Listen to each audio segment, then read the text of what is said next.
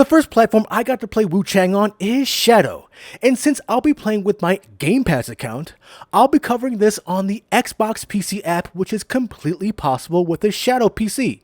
With our last reports that brand new Neo can outperform the power tier in certain aspects, we wanted to see if the same happened here. Let's get into it. Now for those who don't know, Shadow is your own Windows PC in the cloud, in which you can install just about anything. Shadow has two gaming tiers, which now include the Neo and Power tiers. Power has the more powerful GPU, but brand new Neo has the latest hardware. The Power tier is also a bit more expensive. So which one runs WUCHANG Fallen Feathers a bit better? Let's start with the Neo machine. Now the first thing you need to know about both of these machines is that loading shaders will take over 5 minutes.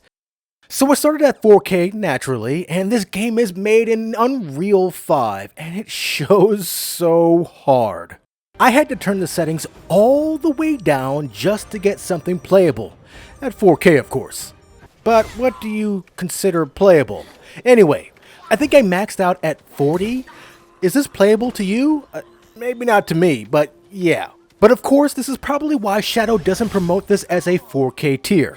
Smart. 1440p at low settings and DLSS down to about 60% performs better without frame generation. WUCHANG does support DLSS and FSR frame generation. Now this does help the game FPS, but the problem is that the Shadow encoder does not recognize these frames, so it means absolutely nothing. 1440p was very doable though, if you don't mind the terrible graphic settings. If you're not playing this game for the graphics, then swing away. Now 1080p will get you pretty similar results as well. It wasn't too much different to be honest. Maybe a 10 to 15 FPS bump depending on location.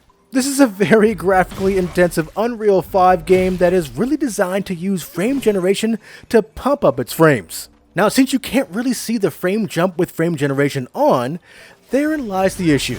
So how does the power upgrade fare then? Well, let me sum it up real quick.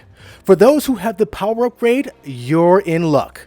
This game is more GPU demanding rather than CPU, so the power upgrade beats Neo for this game. It doesn't mean it's blowing it away though. It's actually pretty close.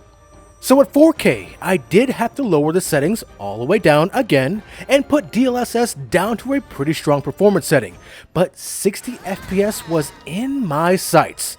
No frame generation either. Well, that really depends on where you are and what you're doing. Now I really don't suggest 4K for any of these tiers. 1440p is really the sweet spot, especially for the power upgrade. With the exact same settings, I'm getting a fluctuating 80 FPS. Now that's not bad. You might even have some wiggle room to increase your graphic settings to medium, which I did. You'll get around 60 FPS, but if that's your target, you'll be good to go. And 1080p once again didn't really give me too much of a frame increase. I would lower my settings back to the low preset to hit something higher than 60. Yeah, it's that bad. This game is kicking my butt though, but I'm not sure whose butt is being more kicked, mine or Shadow's. Are you playing this game on Shadow? How is it running for you? Let us know in the comments below. Also, for those wondering if you're close enough for Shadow, I will put the links to the latency test in the description along with the sign up link. And if you like this overview of WUCHANG Fallen Feathers on both tiers of Shadow, give us a like. Also, make sure to join as a member of the channel or join our Patreon and our Discord in the links below. And above all else, make sure to subscribe to keep it locked right here at the only place we can do battle in gaming heaven, Cloud Gaming Battle.